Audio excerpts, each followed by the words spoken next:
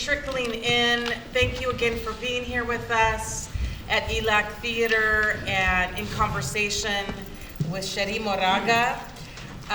This is a really, important moment because it's the first time that ELAC Theater is presenting a Cherrie Moraga play. Woo! Yes. Yeah, she's been brought here to ELAC campus before, but this is the first time to our department. So that is a great honor. And as I said earlier in the introduction, Cherrie was my professor at UC Berkeley and radically changed my life. I'm really here. There's a direct link because of the courses that I took with you. So I want to thank you for that and to be able to stage this play. What an honor. What a beautiful poetic beast of a play to sink our teeth into, especially right now in 2025, all of the social and political themes that resonate even still. Tomorrow is Cesar Chavez Day. It's a holiday, so I want to acknowledge that as well. A round of applause to Cesar and UFW and Dolores Huerta and all the farm workers and organizers that continue to fight for the rights and better working conditions of our people. Real briefly, I know we all know who Cherrie is, otherwise we wouldn't all be here, I'm sure, but just real quickly, she's an internationally recognized poet, essayist, playwright, whose professional life began in 1981 with her co-editorship of the groundbreaking feminist anthology, This Bridge Called My Back, Writings by Radical Women of Color. Round of applause. She is the author of several collections of her own writing, including Chicano Codex of Changing Consciousness, Loving in the War Years, and Waiting in the Wings, Portrait of a Queer Motherhood. I'm going to jump just to, she was many years at Berkeley and then 20 years at Stanford and then recruited to UC Santa Barbara where we reconnected and recently retired from UCSB. So round of applause for your years of dedication. And one of the really important events I think that took place at UCSB is that with her artistic partner Celia Herrera Rodriguez, they instituted Las Maestras Center, Chicana Indigenous Thought, Art, and Social Praxis at UCSB, which is still active and happening. So and her most recent memoir, Native Country of the Heart, is also available and is a real memoir about your relationship to your mother and that journey of the long goodbye, as many of us move through with our elderly parents. So I just, again, want to thank you, Cherrie, and just immediately get into this play. What is it like to see a production now? And when was the last time you saw this play presented? I'm not really sure Yeah. what the last time was. What I do remember was one in Austin, Texas, and I think that was, I'm doing the best I can. I need a mic. Yeah, but we don't have a mic. You don't have a mic, okay. Okay. That being said, I think it was Austin, Texas, but I haven't seen this probably at least not 20 years ago would be like generous. Okay. I think it's been longer than that. Okay. It's Yeah. been a minute. It's been a minute. It's been a minute. And I experienced it. You're asking me what is it like to see it? It's to see it now. Yeah. Well, I just have to thank, you, of course, as the director, the designer, and this wonderful cast. I just think that.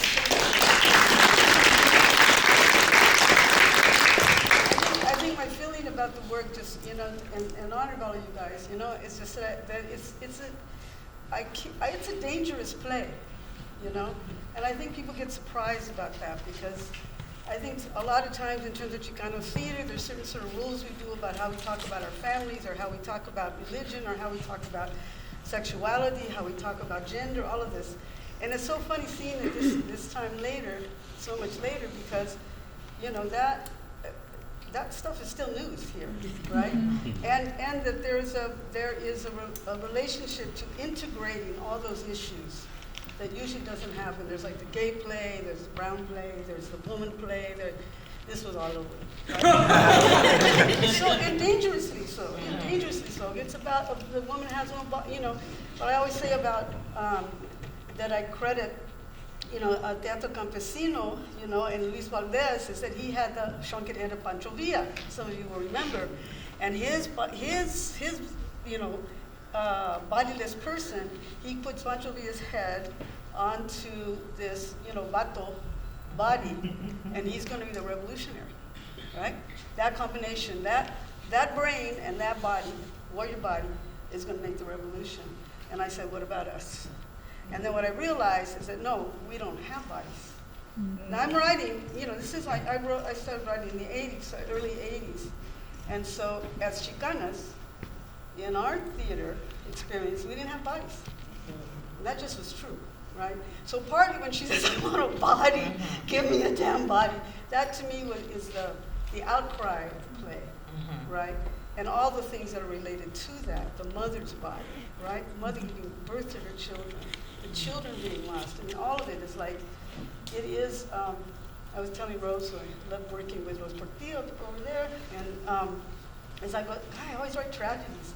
But they're never tragic to me, because they always seem like in that tragedy is the hope. That you have to read Watsonville if you want to know what happens after this play, because that's actually ended. I didn't plan it that way, but it's true. So just for me, seeing it many years later, I think some of the historical moments, I realized people don't even know those histories. What it meant to really say we are El Salvador, way back in the to all of these kinds of liberation theology. The critique of Catholicism, and not about a lack of spirit, but to critique the institution of Catholicism, what it was doing to our mothers and our daughters, and our self-blame. So I always, to see it now, I'm kind of like, oh, right,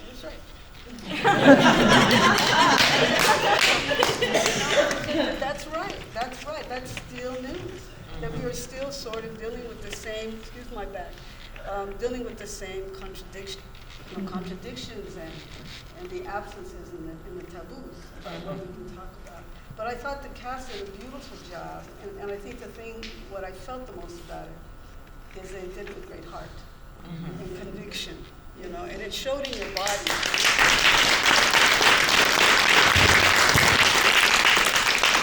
Speaking of the disembodied head that is Cerecita, we do have the actor who originated the role in 1992, Jamie Newcon. And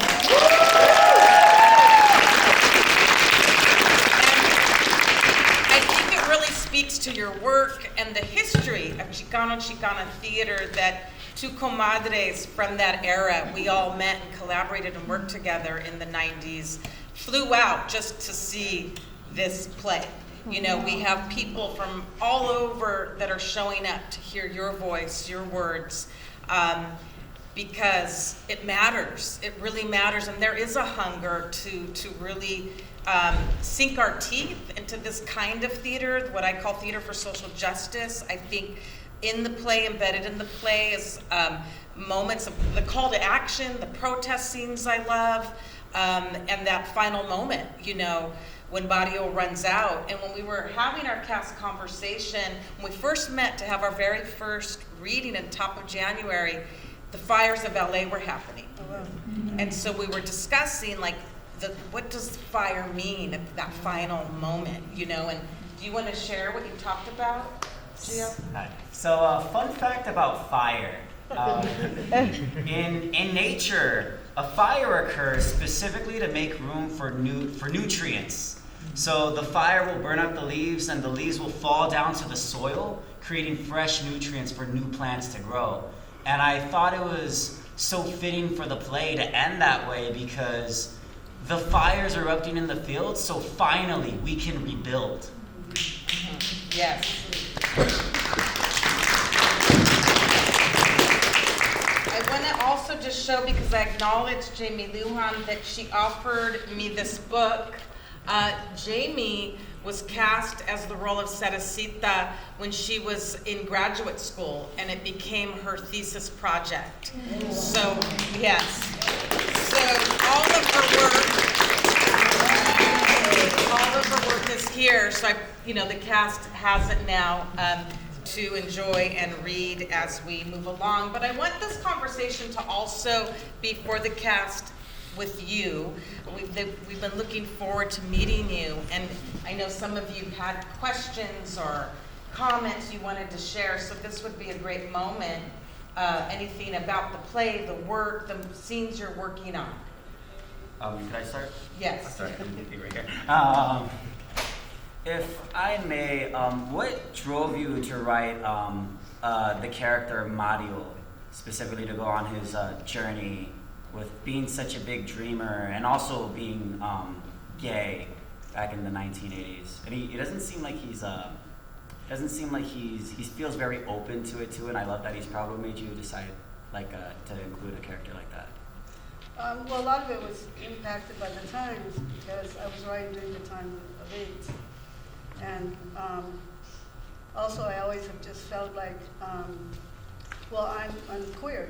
And so I always know that those parts, that they remain secret, they destroy you, So he is I really liked writing it through a male lens, in this case, because you can see how much female lens there is in it. And so I was really drawn to my own identification and compassion for my generation was the generation that were dying from AIDS, the Chicano men, my generation. And so that's, I always thought of him as really smart, that he really did want to be a doctor.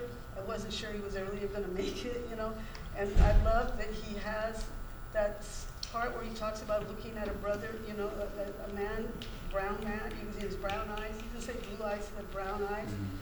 That moment of intimacy between men and that, and he said, I don't want to, yeah, I like sex, that's real too, you know what I'm saying? But he's one of my favorite characters in there, and I realized that at the very end when he shows up, and his mom sees him, I cry. No matter what, I've seen this play so many times, but when that boy comes back and sees his mom, we all have our histories, right? So it was like beautiful moment. The point was to layer in everything that was so, and that's all. It's all raza, right? And so AIDS was happening to raza, queer life was happening to raza, pesticide poisoning was happening to raza. The whole domination of corporate agriculture was happening, the rancheros, all of that was happening. All of it's happening at the same time. I think the other part of me that, of the time in which I came of age is that, to me, like all of the protest plays and everything, you can see, I love the genre, but at the same time we have intimate lives, really, really intimate lives. So the thing about Cerecita wanting to be free, we should be able to see ourselves in her, There's so many lines that you should be able to see yourself in that. So the big movement, the big radical movement doesn't happen unless our intimate lives are going along with it. It somehow means something to us very deeply personal, and there's always conflict in that, So he's such a conflicted character. So I found him a pleasure to write, yeah. You did great. Thank you. Yeah, you impressive perform, really. Anyone else in the cast? We had the opportunity to Zoom with Cherrie. It was about 3 weeks ago. LA was having a big rainstorm, so no one wanted to be out on the freeways, seasonal change. So I said, oh my God, what are we gonna do for rehearsal? And I texted Cherrie, and she said, for you, I'll Zoom in. And so we've had the opportunity to, some of us, not all of us, to be in conversation with her about the play. But I think there were a few others. Cerecita, did you have any? I did. Cherrie, I just wanted to ask you, was there any parallels between your coming out story with Mario's, with like the conversation he had with Dolores? Did you have a similar? Oh, of course. Yeah. Can you tell me about it?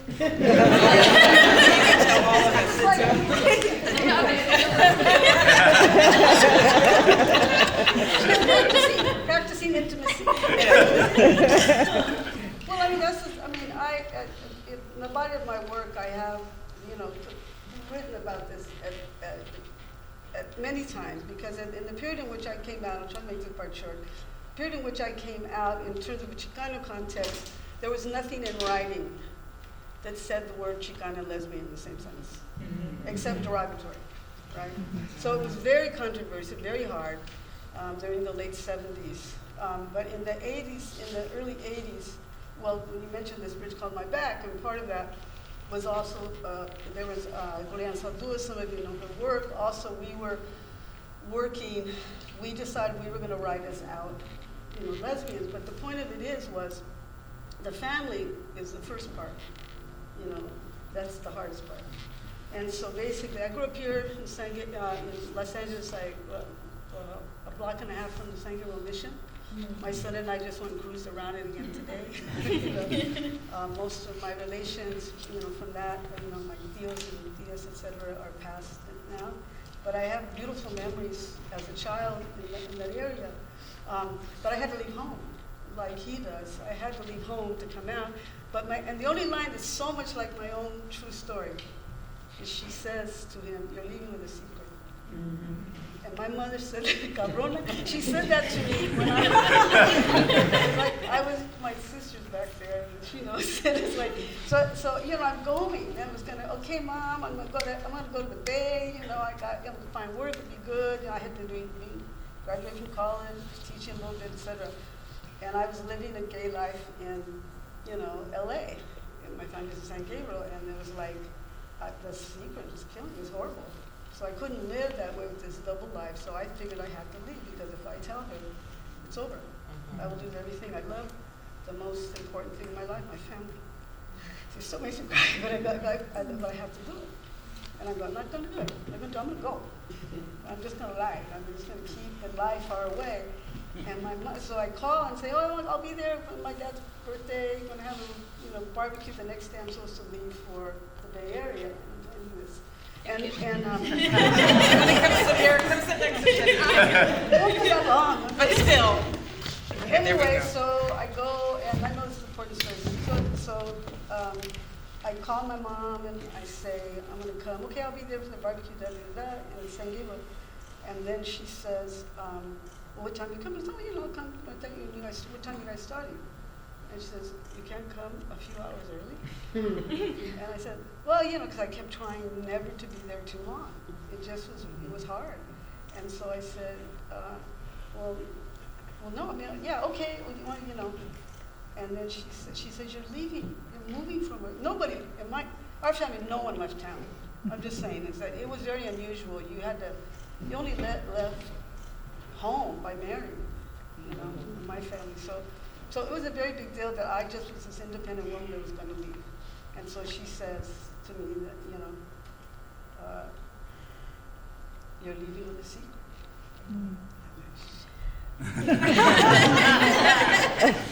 Because the thing I love about my mom is she was more courageous than me, because she knew I was planning if I had to leave and not tell her who I was. I'm sorry, telling you. I had to leave, who I was, right? That we would have broken our relationship ultimately, if I couldn't. And she didn't want to listen. She was more brave than me. And so a lot of times when I told, and it wasn't like it was happy-go-lucky after that, but it was real. It was real, and it had a lifetime of this. My son is here right now. And all of my nephews are all here, my sister's here, and I've been out to my family, a little familia, and the way I'm out is the way it feels right for me. Other people do it different, But I think what I tell my students, and I've taught for so many years, and I'm glad to be done right now with that, but all my queer students, I say to them, give your parents the opportunity to accept you. Don't decide for them that they're going to reject you. And I think that's really good advice, because you'd be surprised. And the other part happens. People are horrible. And I learned that during the AIDS period where men died alone. They got rejected, they never came back from it. The whole thing about it's a sin and it's your fault. But other mothers brought their boys home and nursed them into their death, you know. There's so much beauty and horror all at the same time, but that's what art is, you know. So thank you for the question, you know. It's good. Tears are good. They're so good. And anyway, but I think that's the beauty of teaching too, and about Christina's a wonderful teacher, and to have the privilege, you know, to be able. I always feel really lucky that we get to work in the arts, because you get to. There's so many artists here in this room because you get to the hard stuff in very beautiful ways, you know. And beauty doesn't mean it was easy. You know, this is not an easy play, but there's so much beauty in it. And these guys made that, you know, they did their own interpretation of beauty. And that's a great gift to them, a great gift to us, you know, to me. Thank you. I'd like to open up, thank you, Yvonne, to our community. Would anyone, a comment, a question? Yes. Hi, Samantha. Yeah, so I first read this in your class 2 years ago, which I'm so happy to see in person. It's a lot different, but it's amazing. The question I want to ask is, how has Teresita constructed her masculinity? Because she is such a strong character, and the way she reflects masculinity on the other characters, I think, is very loud. So yeah, I mean, I think she's such a strong character. But that's my question. How did she construct her sense of masculinity? That's a really good question. I'm not sure I frame it like that. That's why, you know. But so you tell me. Yeah. So you tell me, because you're saying. So tell me more about. Yeah, I mean, for her father having left and her being vocal about her father, and then not only that, but her seeing the dynamics between her mother and her father, that would inform her sense of masculinity. But also, I think she has such a strong control of her sexuality as well, which I think wouldn't be possible if you don't have a strong sense of your masculinity. And so, yeah, I'm just curious too as to, again, how she asserts her sexuality in a safe, comfortable way around men. Right? I think I'm thinking specifically of the priest and the climax situation. Yeah. What is it? Well, I think she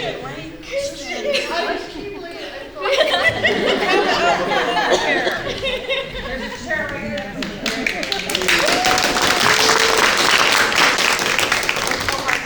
There, sorry. Just because you come in on the plate. Because I just said what it seems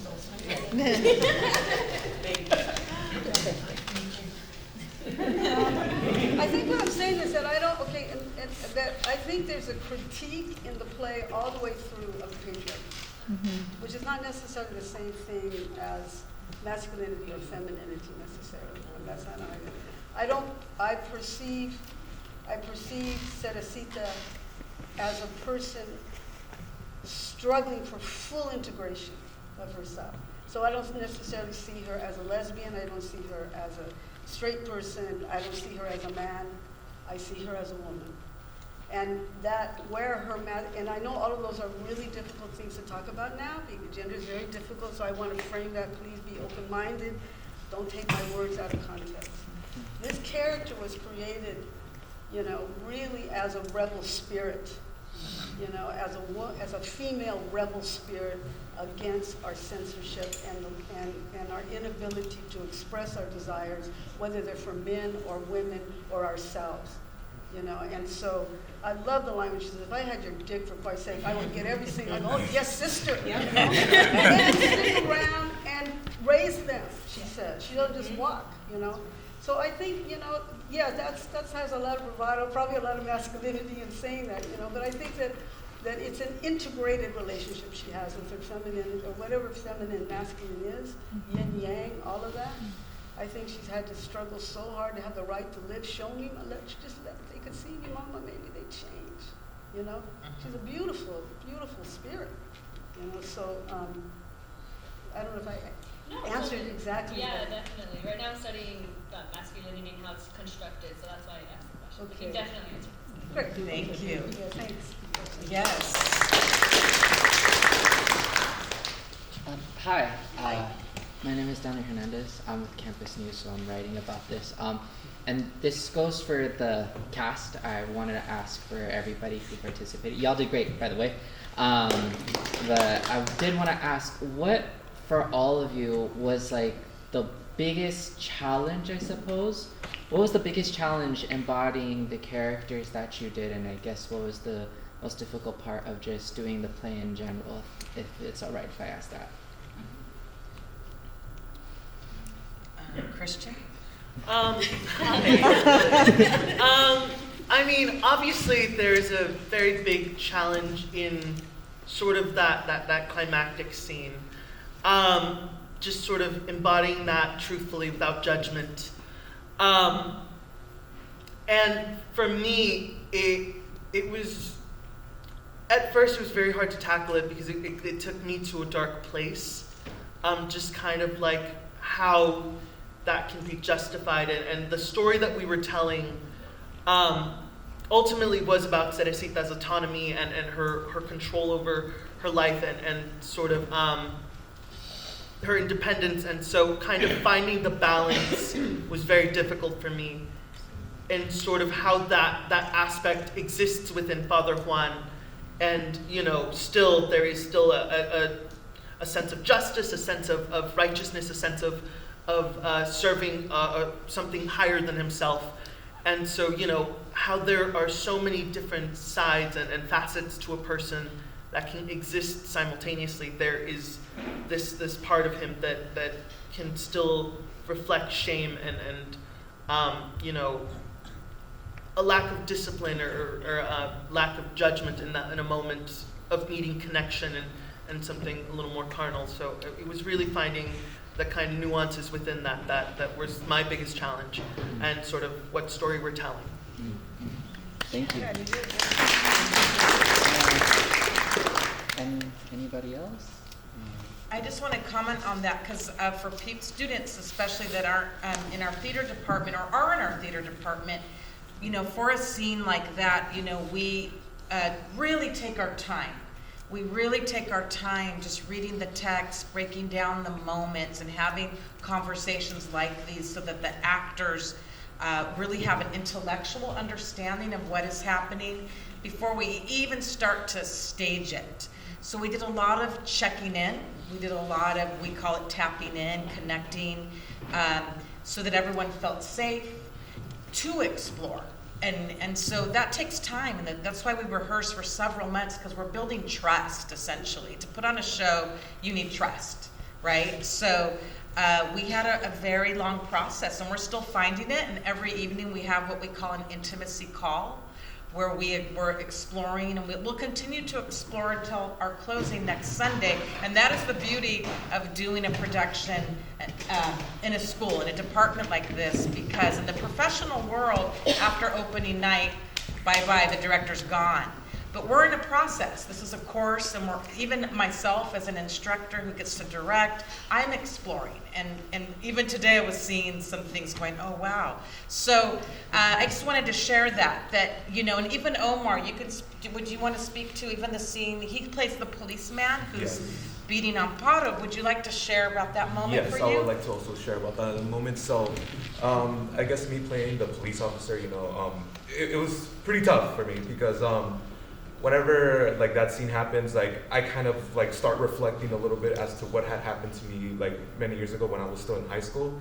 Because I grew up in Florence and Graham, and it's in South LA, and the school that I went is a complete like bad area. It's filled with gang members, and there was this one incident that had happened where there were like a group of gang members. I don't know what they were doing. I'm not sure if they were like talking to each other about something or whatever, and I don't know where, like, I just start hearing, like, the police sirens, they just start getting louder and louder, and then all of a sudden, it's, like, a big, like, amount of, like, police cars, like, coming in, and, like, you just see, like, the gang, like, running away, and I'm just, like, waiting right there, for, like, the Metro bus to show up, and then the police, they thought that, that I was with them, and then one of them, like, took out, like, their pistol, and I, and playing the police officer, it kind of just brings me back that, like, PTSD, because, like, I could have actually gotten killed, like, that day.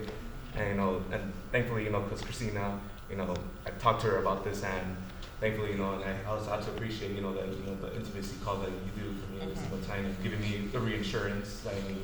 Yes, absolutely. And so this came out, this was a discovery. So when you see it staged, they're not even touching each other. And when he shared that, I go, oh, okay, well, let's reimagine this. Let's be stylized about this, right? So we thought we have this beautiful scrim. We can place him back there, so he's just doing the physical gesture and the vocalizing, and we had the amparo down here. So he's still having an experience every night. So during our intimacy call, we also have what we call a fight call, so that he could run that with Amparo. Is she here? There you are. Hi, Narcy. So that they're comfortable just with that, because our brain doesn't know the difference. Our nervous system doesn't know the difference. Am I playing a character, or is this my real life? Which is why the way we enter a play in a creative space as actors is as important as how we leave it. So we have rituals around that we're learning from each other. What do we need?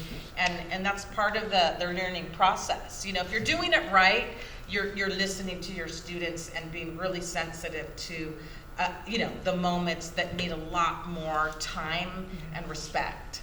Yes, Rose. Cristina, I would add, directorially, it's far more powerful the way you staged it than if they had been on top of each other and doing it realistically. The stylizing of it, just you guys were just like,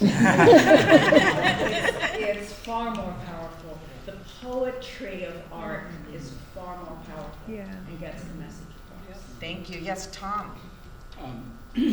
I wanted to congratulate the cast. The emotional and intellectual investment you made in this piece, this challenging piece by this brilliant writer, made you really, really work. And I know the young students, you got things like, part-time jobs and the rest of your classes and your family, and you guys really brought your game. You were working, you were giving your best, you were investing in yourselves, and I imagine that and working with Cristina as well. You're really working hard at it, and I want to congratulate you because I felt it. I felt your gift, and that really brought me into the play. Thank you. So thank you. And now for the silly question. What was it like to work 2 hours in a box? How did you keep from just not exploding? That must have been a challenge. Honestly, it's an amazing challenge because, as an actor, as a performer, your instrument is your body, is your physical everything. And having that taken away from me, it was a challenge that I was ready for, honestly. I warm up before rehearsals. After rehearsals, I have to stretch. It's just amazing. There's some performances where I perform while moving my hands, making my gestures under the raite. But then I also try to challenge myself by performing without my hands to stay true to Cerecita, because she's not able to express herself that way. And I noticed that there's a difference between the two performances in which I deliver. If I use my hands, I tend to be more emotional in my face. And when I don't use my hands or legs, I tend to be heard even more. Like, I get more vulnerable vocally. And I just love it. I love how it's two different things, and yet it's like amazing. It's just amazing the feeling you get, the difference you can feel in your body. But yeah, it's a challenge, but it's an amazing challenge to be challenged with. And that's pretty much it. You did a great job. Thank you.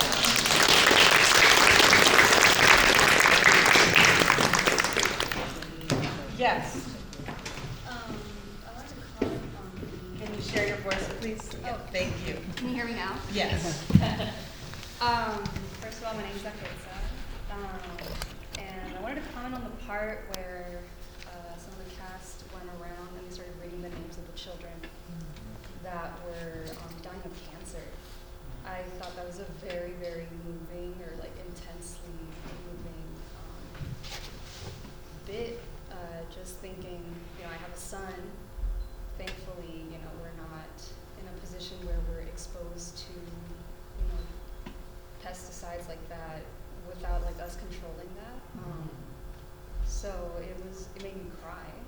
So very kudos for you guys. You guys did a wonderful, wonderful performance. But I also wanted to ask the cast, like when you guys were reading that part, before acting it, was there any motivation from that, like, I guess creating the panic and the urgency of the world listening to this town, you know, for help and for a fight for their lives essentially to be saved and fought for? What was your connection to that, you know, where you actually have the identity of the bodies that are being impacted by the violence? Well, for me, very early on when I was doing research on not only Heroes and Saints but on Cherrie as well, I actually read a quote from you that said something about how you were looking for a revolution of la raza. So I really brought that when I was looking at specifically the political scenes. I mean, as assistant director, I actually tried to work a lot on that, not just because I'm in it as an ensemble, but I felt like that was a very important part of the whole piece as well, because it kind of brought the scope of the play from just being a family to them being about a whole community, and it showed that it wasn't just affecting this family, that it's affecting everybody here, and that the only way that we can do anything about it is if we come together and actually show what's going on here. So yeah, that's how I ended up going on with these with the protest scenes. And those are I just want to say about that. Those are all true. They're all real people, and there was demonstrations and stuff. These madres, you know, coming like that, and I was also, you know, get somewhat impacted by like the mothers de Plaza de Mayo, Argentina, and the disappearance of their children. There was at times, you know, so people did that. They said, "This is my kid," you know, and the mothers would stand, you know, with their children who were disappeared or lost. And so I think it's emblematic, particularly of that period, but also of, as you said really well, of also bringing it down to something. There's many individuals in this big picture of suffering, right? Yeah. And it's a particular thing. So I like that. Yeah. Yes, Roxanne, my big sister's here. Yes. I love the staging and I love the scenery. I don't know if that's the right word, the lighting, the backdrops was gorgeous. And I guess my question is twofold. How much did the original play give you guidance in terms of staging, maybe not at all, and how you're going to light it, what the backdrops are, and how that impacts the actors from, I guess when you start, there's probably not the staging as it's set up or the lighting and how that evolves and how that impacts the actors. But first of all, the staging, and is that pure creation or did the play give you some guidance? Well, Cherie's stage directions are very descriptive. I would say that was, you know, if you've ever read a Beckett play, I mean, he's very descriptive. And so I really tried to follow that as a roadmap, but I have to say clearly this is a brilliant group of students, and whenever I'd get stuck, I'd say, let's try and fix this. I'm challenged here, and you know, we'd workshop things. The lighting, the costumes, the sound, the props, all of those are being created throughout the time that we're rehearsing. So students are designing everything with the mentorship of faculty.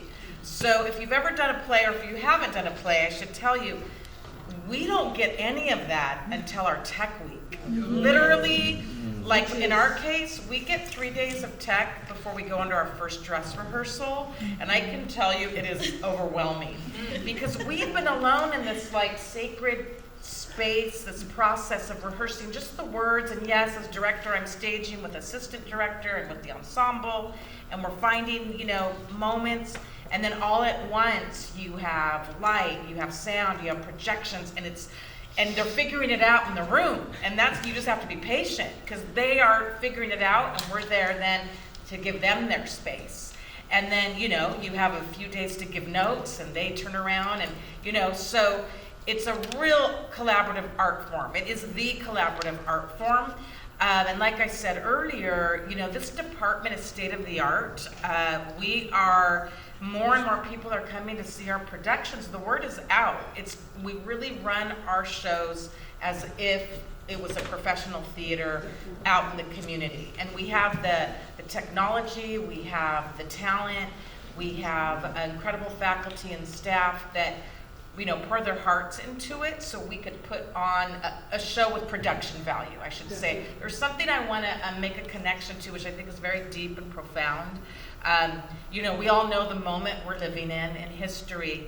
The backdrop actually was the first thing that was hung. And Francois, who's our production manager, scenic and lighting faculty mentor, said, Cristina, I have this backdrop that I used for a production about the Ukraine. And he said, and a lot of people have commented on how the topography, the landscape of the Ukraine is very similar to California. And I thought it might work. I go, by all means, bring it in. So from our first read-through, which was in here, we have that backdrop, which just looks like open space. And it gave us so much, I think, from the get. And I thought, how interesting, you know, that we're talking about, you know, vulnerable communities under attack. And so I always think of that, you know, when they're yelling, asesinos, asesinos, I can't help but connect it to communities around the world that are vulnerable, and how interesting that was for a show about the Ukraine. I want to respect Cherrie's time as well, and all of ours. Any closing words from you? You know, you are obviously a writer, a brilliant creative mind, and anything you would like to leave us with. Feel no pressure, Cherrie. Yeah, like like the wisdom from the masters. Yeah. We're holding our breath. Go ahead.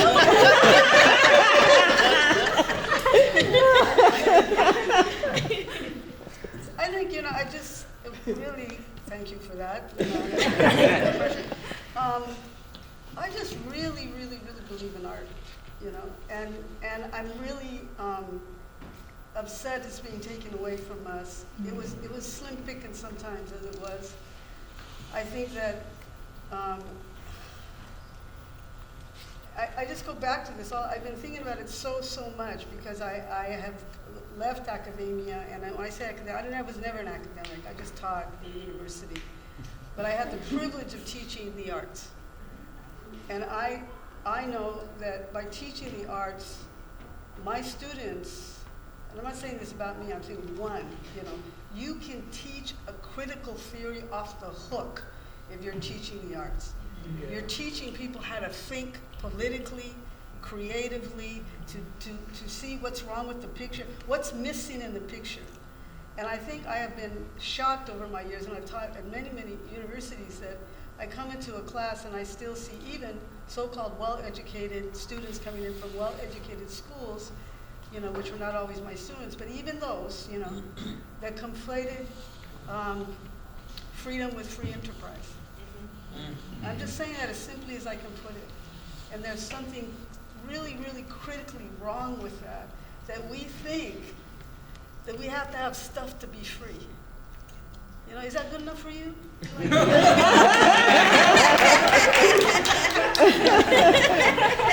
So, you know, so it really is that, and so all of this is just very inspiring.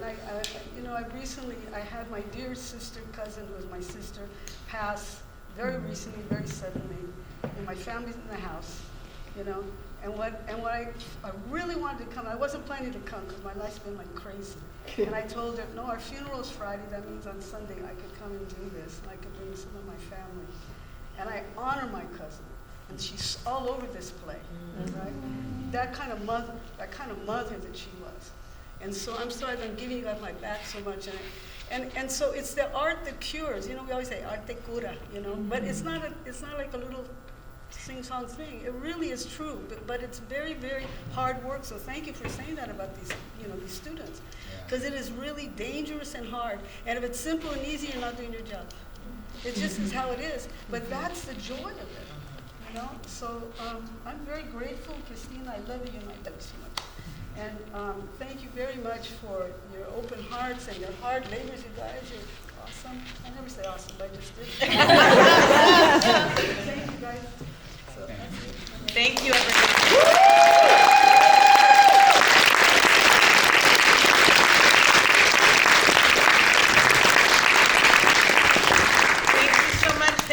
Nate for filming, Hashi, thank you, faculty, staff, supporting, and all of our community. Like I said at the end of the show, we have 4 more performances and continue to come back. We're doing a lot of exciting work here at ELAC Theater.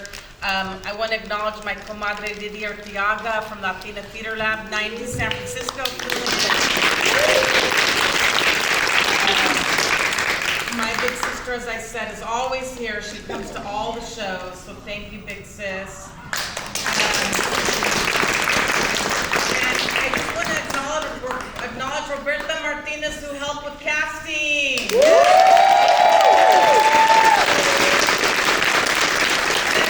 Like so many people, but you know, you're all family, and we thank you, and thank you, Shetty. Yeah, okay. Can you take a photo of the whole cast for Cherrie? Okay. They sit on the chair. Yeah.